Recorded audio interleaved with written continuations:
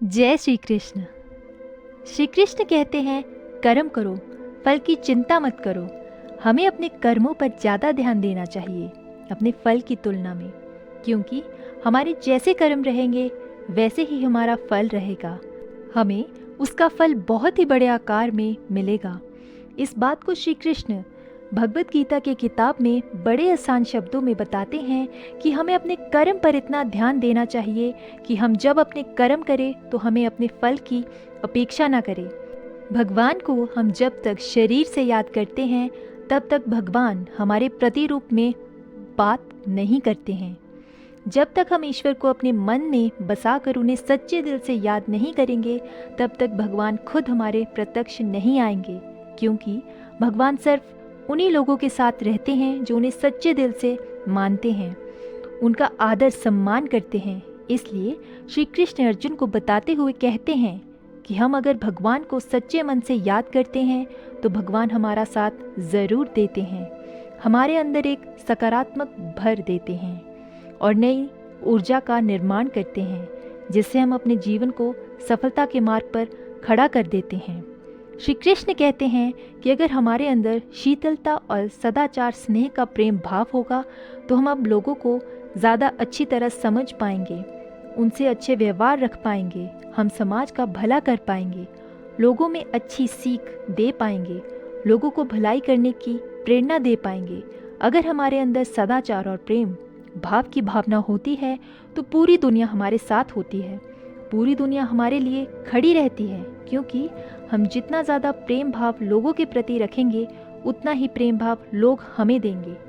श्री कृष्ण कहते हैं कि क्रोध को पी जाना बेहतर है, क्योंकि हमें क्रोध जब आता है तो काफ़ी सारा नुकसान कर देता है। गुस्सा हमें आता है, उस गुस्से को हम उतारते किसी और व्यक्ति पर है। क्रोध से कुछ हासिल नहीं होता है, ना ही कुछ सुधार होता है। क्रोध से सब कुछ बर्बाद ही होता है। इसलिए क्रोध ना हमें कभी करे ना करने दे। इस बात को अगर जीवन में अपना लिया तो आप लोगों को कुछ नए नज़रिए से देखेंगे।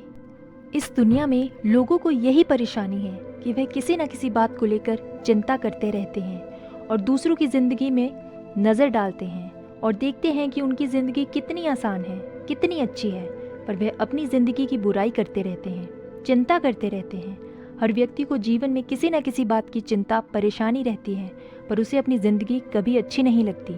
इस बात को श्री कृष्ण कुछ यूँ कहते हैं कि हमें चिंता छोड़कर ध्यान रखना चाहिए। जीवन में जो कुछ होगा अपने निश्चित समय पर होगा, उस पर हमारा कोई हाथ नहीं है, ये हमारे हाथ में नहीं है। इसलिए चिंता छोड़कर हमें अपने कर्म पर ध्यान देना चाहिए, क्योंकि अगर काम अच्छा होगा तो सब अच्छा होगा। इसलिए चिंता छोड़कर धैर्य रखो, जो होना है वही होगा। आत्मा अमर है, यह हमारा ढेर एक रेत के समान है जो आखिरकार मिट्टी में मिल ही जाता है, पर हमारी आत्मा अमर है, ना इसका कोई अंत है ना ही इसका कोई मरण है।